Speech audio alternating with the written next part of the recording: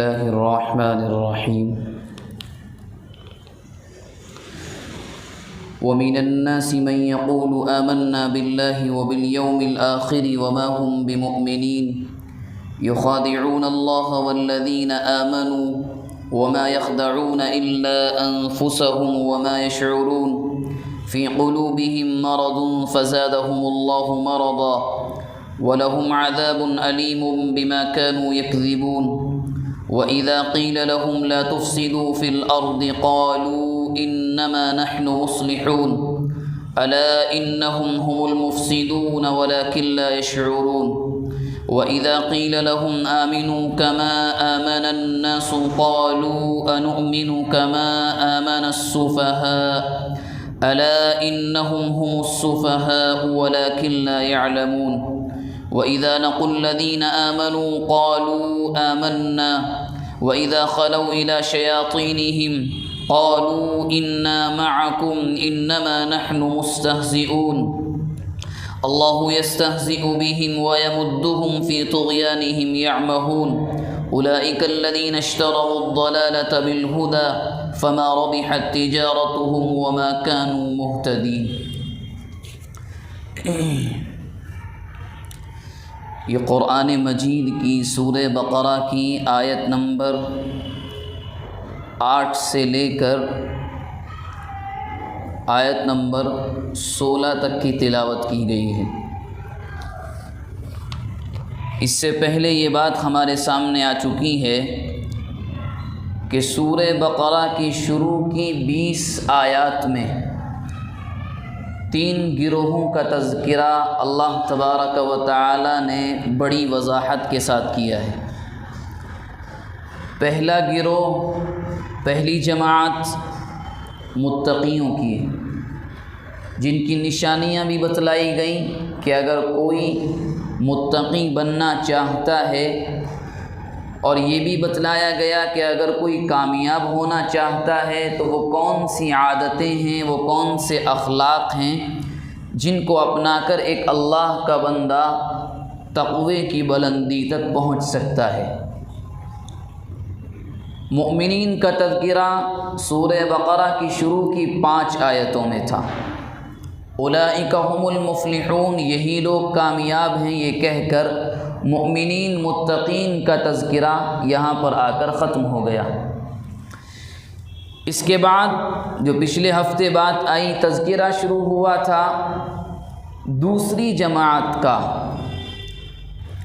یعنی کفار کا، کافروں کا، کہ جنہوں نے اللہ کے پیغام، اسلام، قرآن کے پیغام، احکامات کا صاف انکار کر دیا اور کھلم کھلا یہ کہا کہ ہم نہیں مانتے۔ ان کے بارے میں اللہ کے نبی سے اللہ تبارک و تعالی نے یوں فرمایا، سواء علیہم اانذرتہم ام لم تنذرہم لا یؤمنون، برابر ہے آپ کے لیے آپ ان کو ڈرائیں یا نہ ڈرائیں، یہ ایمان نہیں لائیں گے۔ کیوں؟ اس بنیاد پر کہ ان کی بداعمالیوں، ان کے کرتوتوں کی بنیاد پر ان کے لیے ہدایت کے راستے بند ہو چکے ہیں۔ اور یہ بھی بات ہمارے سامنے آئی تھی کہ ختم اللہ علی قلوبہم وعلی سمعہم وعلی ابصارہم، ہدایت کے ملنے کے جتنے راستے ایک انسان کے پاس ہوتے ہیں، اس زمانے کے کافروں کے لیے اور بعد کے لیے بھی یہ کہا گیا کہ ان کی بداعمالیوں کی بنیاد پر بھی یہ راستہ ان کے لیے بند ہے۔ اب گرچہ یہ ظاہراً جو تذکرہ آج سے شروع ہو رہا ہے ان لوگوں کا ہے جن کو قرآن کی زبان میں منافق کہا جاتا ہے۔ یہ بھی اگر آپ غور کریں گے تو کفر اور کافروں کی جماعت ہی کی ایک ٹکڑی ہے، کیونکہ تمام اعمال، تمام کرتوت بالکل انہی لوگوں کی طرح ہیں۔ تو بات یہاں سے شروع ہوتی ہے، وَمِنَ النَّاسِ مَن يَقُولُ آمَنَّا بِاللَّهِ وَبِالْيَوْمِ الْآخِرِ، کہ کچھ لوگ یہ کہتے ہیں آمنا باللہ وبالیوم الآخر، ہم اللہ پر ایمان لائے اور روز قیامت پر ایمان لے آئے۔ اور قرآن نے کہا وما ہم بمؤمنین، سچائی یہ ہے کہ ایمان لے کر کے نہیں آئے ہیں، جھوٹ بول رہے ہیں۔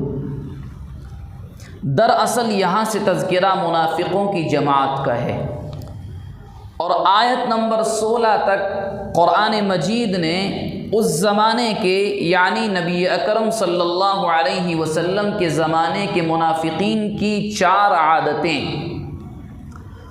4 ان کے جرم ان 8 آیتوں میں گنائے ہیں، اور یہ اشارہ بھی کیا گیا کہ یہ قیامت تک باقی رہیں گے، امت میں یہ فرقہ موجود رہے گا۔ اور یہ بھی یاد رکھنے کی بات ہے جتنا نقصان امت کو ہر زمانے میں منافقین کی جماعت سے ملا ہے کسی اور سے نہیں ملا، کیونکہ اگر کوئی سامنے والا اسلام کا انکار کرتا ہے تو قرآن کی زبان میں اسے کافر کہا جاتا ہے، تو اس کے بارے میں صاف صاف یہ معلوم ہوتا ہے کہ یہ ہمارا غیر ہے، مذہب کے اعتبار سے یہ پرایا ہے، دین کے اعتبار سے ہمارا تعلق نہیں ہے۔ لیکن ان لوگوں کا پہچاننا بہت مشکل ہوتا ہے، کیونکہ قرآن مجید جو آگے کہانی اور داستان بیان کرے گا، جو بات اب آئے گی اس سے ظاہر یہ ہوتا ہے کہ ظاہراً تو کہتے ہیں آمنا باللہ، ہم ایمان لے آئے، ہم اللہ کو ایک مانتے ہیں، وبالیوم الآخر، اور اس پر بھی ایمان ہے کہ ایک دن قیامت آئے گی، لیکن قرآن نے کہا وما ہم بمؤمنین، ان کے دلوں میں ایمان نہیں ہے۔ دراصل یہ کہانی اور یہ داستان اس وقت سے شروع ہوئی جب نبی اکرم صلی اللہ علیہ وسلم مدینہ طیبہ ہجرت کر کے آئے، اور آنے کے بعد مدینہ منورہ کے 2 بڑے قبیلے تھے، ایک کا نام تھا اوس، ایک کا نام تھا خزرج۔ قبیلہ اوس اور قبیلہ خزرج کے تقریباً تمام مدینے کے رہنے والوں نے اللہ کے نبی کے ہاتھ پر ایمان قبول کر لیا، اور ان کو کہا گیا انصار مدینہ، یعنی مددگار لوگ۔ انہوں نے اللہ کے نبی اور مکہ مکرمہ اور دیگر علاقوں سے آنے والے ایمان والوں کی مدد کی تھی، جن کو مہاجرین کہا جاتا ہے۔ جب ان کی مدد کی تو ان کو لقب ملا انصار کا۔ اب یہ لوگ ایمان لے کر آ گئے۔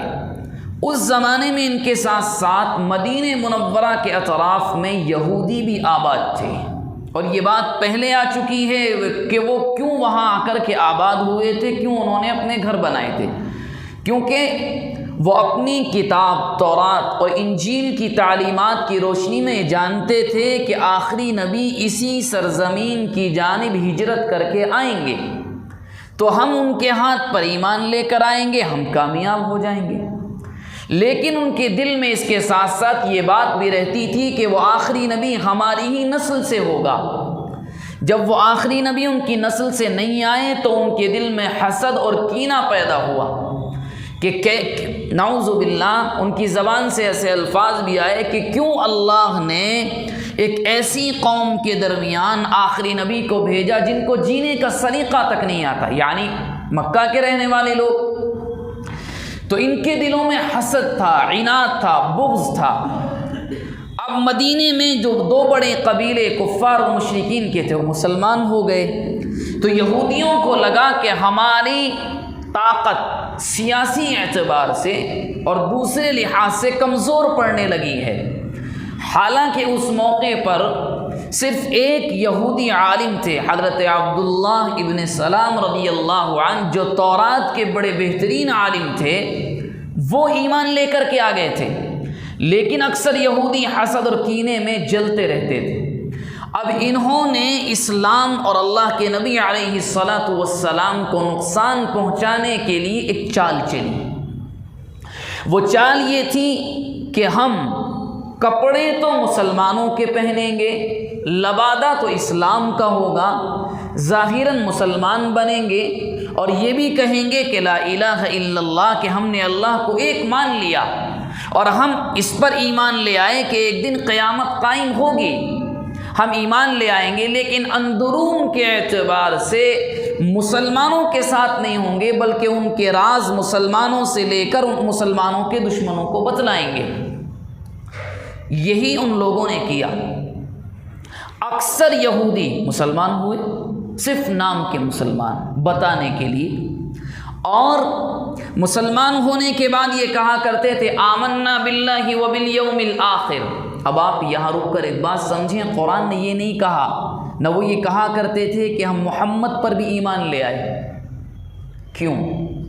اس کی وجہ یہ ہے کہ وہ ظاہراً اللہ کے نبی علیہ الصلاۃ والسلام پر اگر ایمان لانے کا اقرار کر لیتے کہ ہم ایمان لے آئے تو ان کی بات جھٹلا دی جاتی کہ تم تو ساتھ میں ہی نہیں ہو۔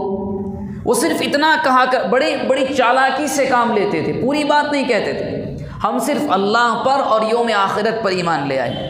تو قرآن نے ان کے جھوٹ کو فاش کر دیا، وما ہم بمؤمنین، جھوٹ بول رہے ہیں، دل میں ایمان نہیں ہے۔ اور قرآن نے منافقوں کی پہلی عادت کا ذکر کیا، کیا؟ یخادعون اللہ والذین آمنوا، یہ اللہ کو اور ایمان والوں کو دھوکہ دے رہے ہیں۔ وما یخدعون الا انفسهم، یعنی اپنے گمان کے مطابق یہ اللہ کو اور ایمان والوں کو دھوکہ دے رہے ہیں، لیکن یہ دھوکہ دراصل اپنے آپ ہی کو دے رہے ہیں۔ وما یشعرون، اتنی بھی سمجھ نہیں ہے ان کو کہ دھوکہ اپنے آپ کو دے رہے ہیں، نام رکھ رہے ہیں اللہ کا۔ اب یہاں سوال ہو سکتا ہے کہ رب العالمین کو، مالک کائنات کو کون دھوکہ دے سکتا ہے؟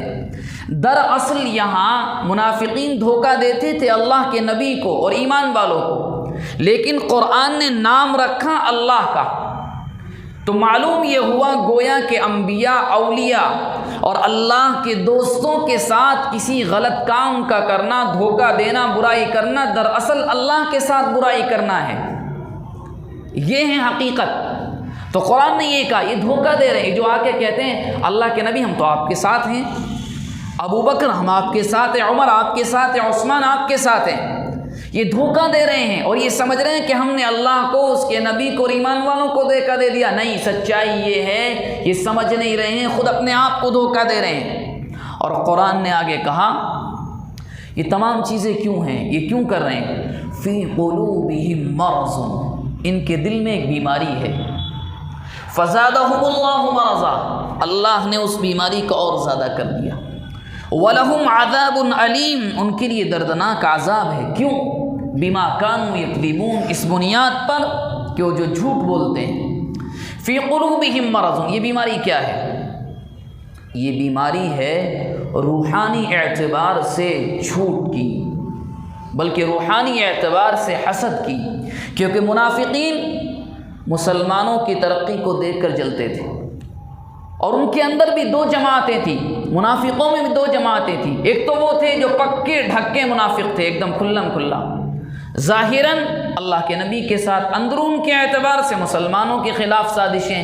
کچھ منافق وہ تھے جو اپنے نفاق میں ذرا کمزور تھے۔ مثال کے طور پر مسلمان کسی جنگ میں جیت کر آ گئے، ہاں اسلام اچھا ہے، ہم ایمان لے آئے اللہ پر، مال غنیمت ملے گا، مال کے لالچ میں ذرا مال ملے گا، دنیا کے ذلیل اغراض کی بنیاد پر اسلام صحیح ہے۔ جہاں یہ خبر ملی کہ جنگ احد کے موقع پر کہ 70 صحابہ اکرام شہید ہو گئے، ہم نہ کہا کرتے تھے مت جنگ لڑو،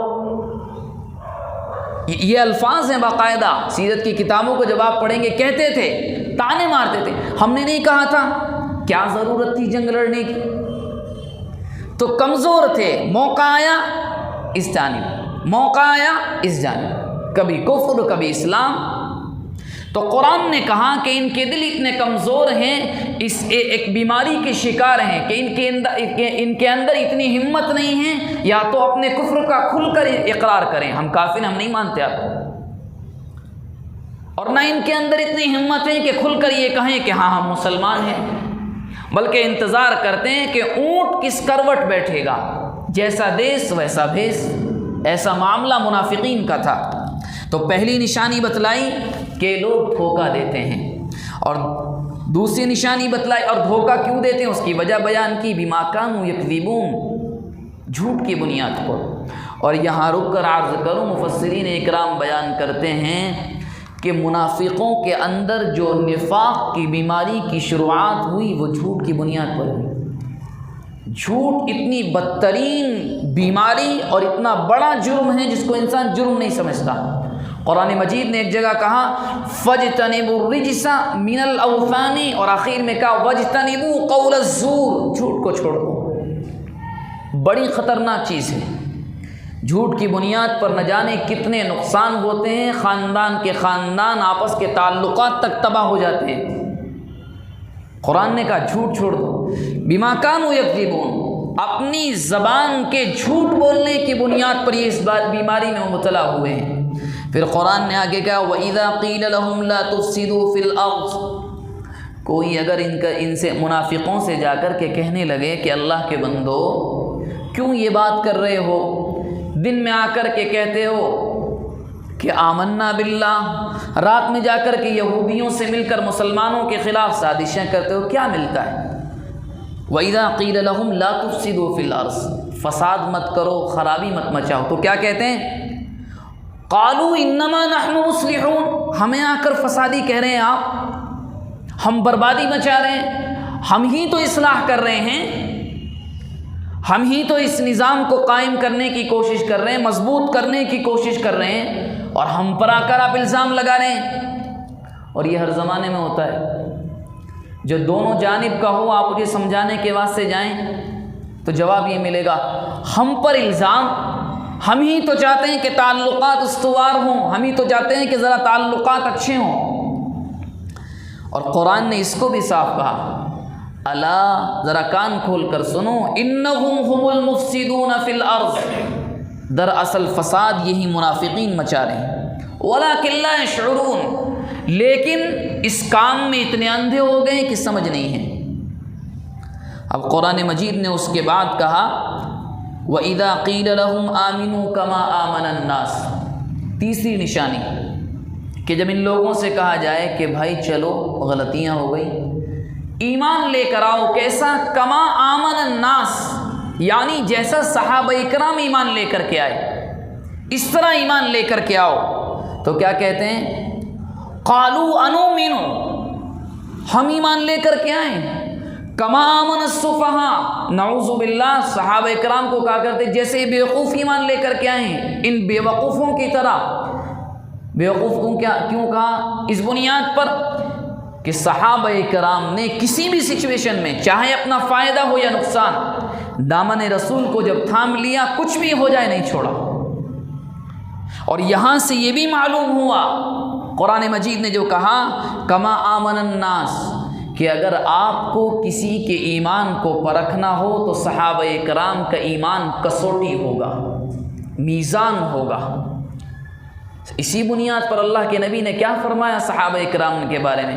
اصحابی کالنجوم بأیہم اقتدیتم اہتدیتم، میرے صحابہ ستاروں کے مانند ہیں، جس کی بھی اقتداء کرو گے منزل مقصود تک پہنچو گے۔ اسی بنیاد پر یہاں سے مسئلہ یہی نکل کر آیا، آپ کو کسی کا ایمان بھی نہ اپنا ہو، صحابہ اکرام کو سامنے رکھیں، کمپیئر کریں، میزان میں رکھیں، تولیں، معلوم ہو جائے گا کون کتنے پانی میں۔ قرآن نے کہا کہ جب ان سے کہا جاتا ہے منافقین سے ذرا صحابہ اکرام کی طرف مانو تو صحیح، کہ وہ اللہ کا نبی جو ان کو حکم دیتا ہے وہ اس بات پر مان جاتے ہیں، کبھی نافرمانی نہیں کرتے، تو یہ کیا کہتے ہیں جواب میں؟ ہم ایمان لے کر کے ان بیوقوفوں کی طرح۔ اور بیوقوف کیوں کہتے تھے؟ اس بنیاد پر کہ صحابہ کرام کو نعوذ باللہ نہ مال سے لالچ، نہ شہرت کا لالچ، نہ جاہ کا لالچ، نہ منصب، کچھ کسی چیز کا کوئی لالچ نہیں۔ صحابہ کرام کو رتی بھر لالچ نہیں ہوتا تھا، اور یہ اسی بنیاد پر صحابہ کرام کو بیوقوف سمجھتے تھے کہ یہ اللہ کے بندے تو مال کا ان کے دل میں کوئی لالچ ہی نہیں ہے، عزت اور منصب کا کوئی لالچ نہیں ہے، تو گویا کہ نعوذ باللہ یہ تو بیوقوف ہوئے۔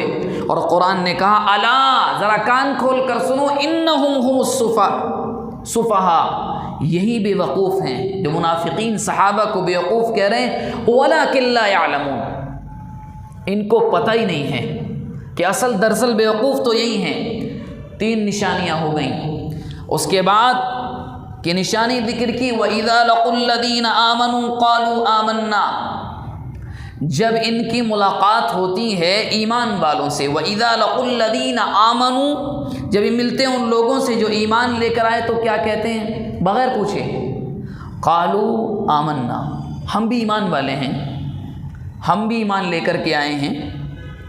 اور ایک تو چہرہ یہ ہے ان کا، وَإِذَا خَلَوْا إِلَى شَيَاطِينِهِمْ، جب رات کو اپنے شیطان سرداروں کے پاس جاتے ہیں، یہودیوں کے پاس، عیسائیوں کے پاس، تو وہاں جا کر کیا کہتے ہیں؟ قَالُوا إِنَّا مَعَكُمْ، ہم تو آپ کے ہی ساتھ ہیں۔ اور وہ جب وہ کہتے ہیں بھائی تم تو دن میں مسلمانوں کے ساتھ تھے، ایسا کیوں؟ تو جواب کیا دیتے ہیں؟